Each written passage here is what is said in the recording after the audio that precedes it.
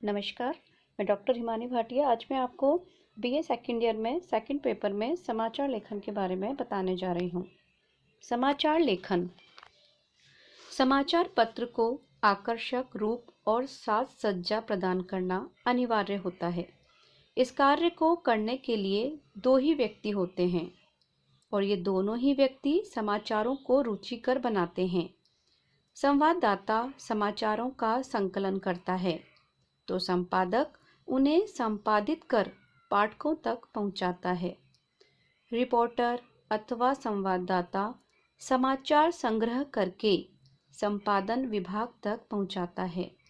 संपादन विभाग प्राप्त समाचारों में से उपयुक्त प्रकाशित होने योग्य समाचारों का चयन करता है।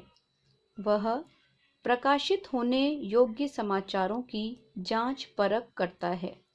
इतना ही नहीं, वह यह भी निश्चित करता है कि कौन सा समाचार किस पृष्ठ पर दिया जाना चाहिए। ऐसा करना चाहिए और ऐसा इसलिए आवश्यक होता है कि ये निश्चित किए बिना न तो समाचार पत्र को आकर्षक रूप प्रदान किया जा सकता है और न उसे जन समाज के लिए उपयोगी बनाया जा सकता है। अब नेक्स्ट पॉइंट हम देखेंगे कि समाचार और सूचना में क्या अंतर होता है। समाचार किसी सूचना के आधार पर ही लिखे जाते हैं, यानी कि जब तक हमें किसी प्रकार की सूचना नहीं मिलती कि आखिर में बात क्या है, तब तक हम किसी भी समाचार को नहीं लिख सकते। समाचार अनेक प्रकार के होते हैं। समाचार और सूचना में अंतर है।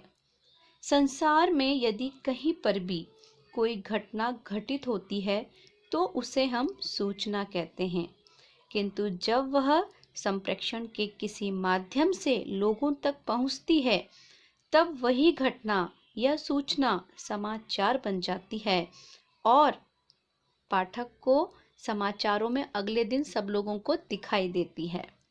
तात्पर्य यह है कि किसी घटना के घटित होने की सूचना और उसके संप्रेषण को समाचार की संज्ञा दी जा सकती है। किसी घटना और उसके समाचार बनने की प्रक्रिया का मार्ग आधुनिक युग में प्रिंट मीडिया है या फिर इलेक्ट्रॉनिक मीडिया है।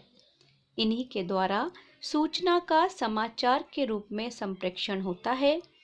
आज हम देखते हैं कि आज का हमारा युग वैज्ञानिक युग है, इसलिए संपूर्ण संसार एक विशाल नगर के रूप में दिखाई देता है। यदि हम संचार क्रांति के कारण हुई व्यक्तिक निकटता पर विचार करें तो आज संसार को हम एक ग्राम या एक नगर भी कह सकते हैं। मीडिया आज इतना प्रमुख और मजबूत हो गया है कि हम घर बैठे ही सारे विश्व की जानकारी प्राप्त कर लेते हैं। ये संचार माध्यमों का ही चमत्कार है। आज जब हम सुबह सुबह उठते हैं तो हमें जैसे ही हमारे सामने समाचार पत्र आता है उसमें देश भर की सारी खबरें आती हैं, जिससे हम हमारी जिज्ञासा को शांत कर सकते हैं। नेक्स्ट पॉइंट हम देखते हैं समाचार लेखन के घटक। तो हमारे समाचार लेखन के तत्व कौन से होते हैं घटक? समाचार लेखन का सबसे महत्वपूर्ण तत्व है उसकी सत्यता या उसकी सामयिकता।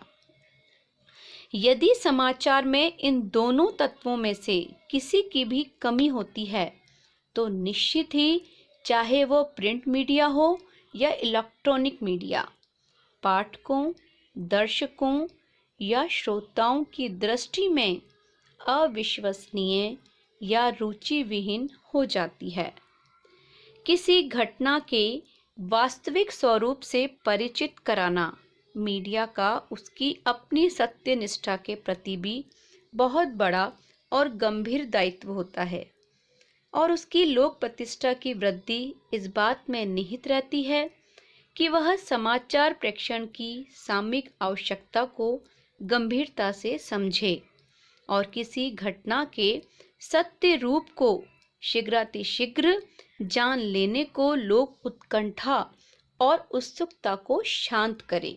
यानी कि उसकी जो घटना होती है वो इस प्रकार से सत्य वाला रूप लेके लोगों के सामने आए कि लोग उसको जानने की जिज्ञासा लोगों के मन में पैदा हो, लोगों के मन में उसके प्रति अभिरुचि हो। अभिरुचि के अनुकूल प्रस्तुत किसी भी दृश्य या श्रव्य की मनुष्य पुनरावृत्ति चाहता है। जैसे हमारे डॉक्टर एस लाइले के अनुसार कहा जाता है कि वह सत्य घटना या विचार जिसमें बहुसंख्यक पाठकों की अभिरुचि हो समाचार कहलाता है। परंतु यह तभी हो सकता है जब रोचक लेखन शैली किसी घटना या विचार को बहुसंख्यक पाठकों या श्रोताओं को अभिभूत कर सके। किलार्ड ब्लेयर किसी ऐसी सामयिक बात को समाचार मानते हैं जिसमें अनेक व्यक्तियों की सोच प्रकट होती है। यानी कि कहने का तात्पर्य ये है कि वो समाचार पर्टिकुलर एक व्यक्ति पर निर्भर नहीं मानते हैं। वो कहते हैं समाचार एक ऐसी पद्धति है जिसमें बहुत सारे लोगों की, व्यक्तियों की सोच निर्भर होती है। बहुत सारे व्यक्ति उस पर एक रिसर्च करते हों। बुश ने किसी बात के समाचार होने के लिए सामयिक सोच और जन अभिरुचि का उसमें होना अनिवार्य माना है।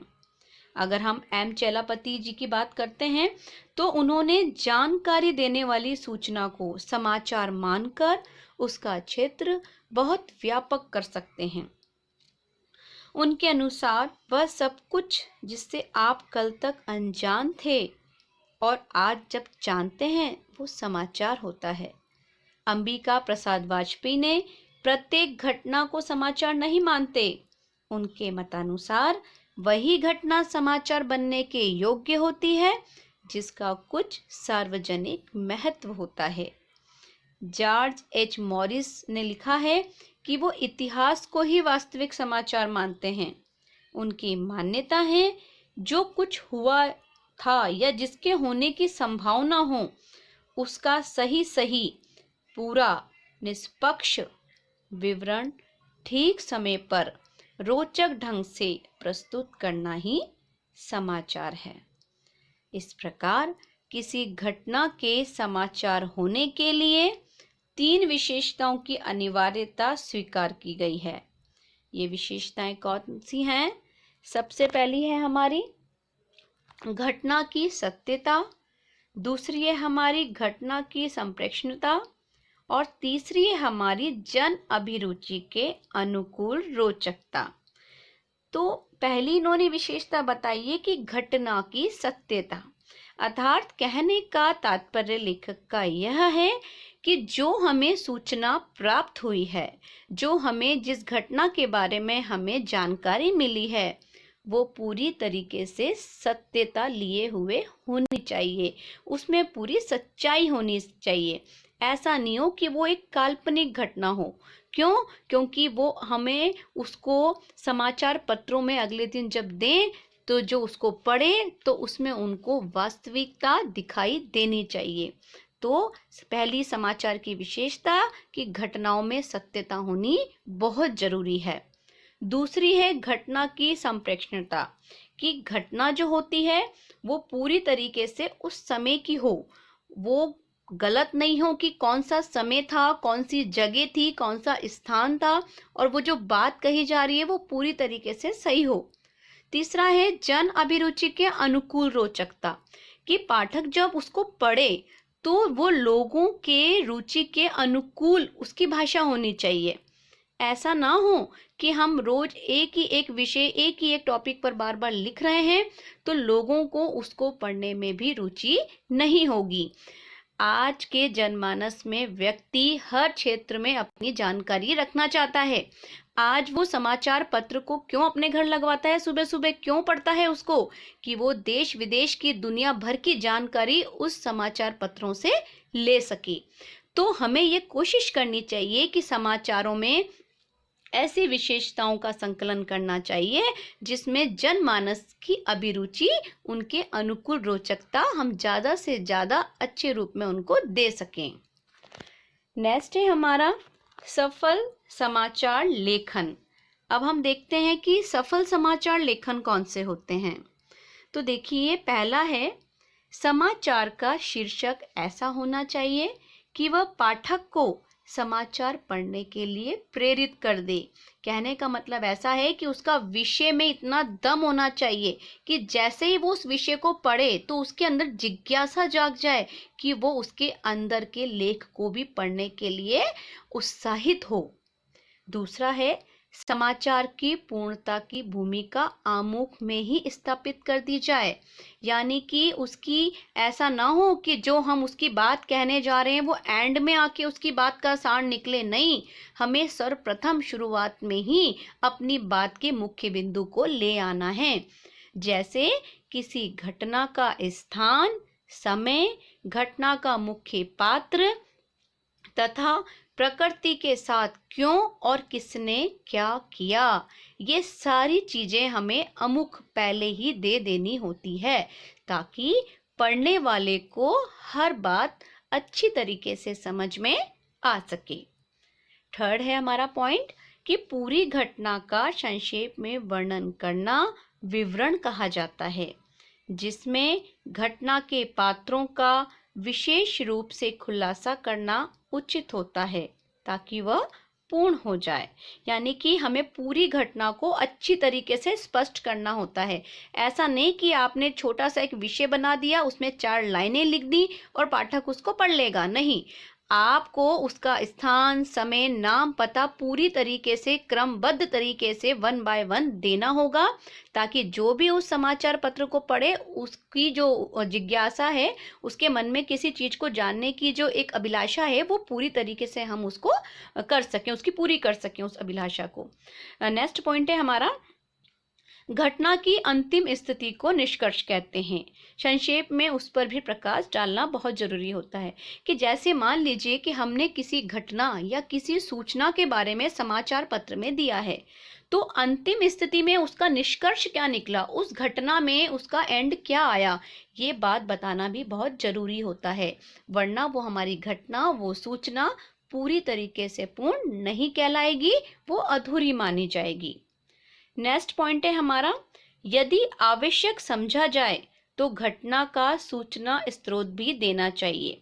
कि घटना का सूचना स्रोत मतलब उस घटना को हमें कैसे पता चला, उसका सूचना का मतलब माध्यम कौन बना, वो घटना आई कहाँ से हमारे पास, वो भी देना चाहिए। प्राय समाचार पन्नों में जहाँ से समाचार प्राप्त होता है वहाँ का संक्षिप्त नाम भी होना चाहिए।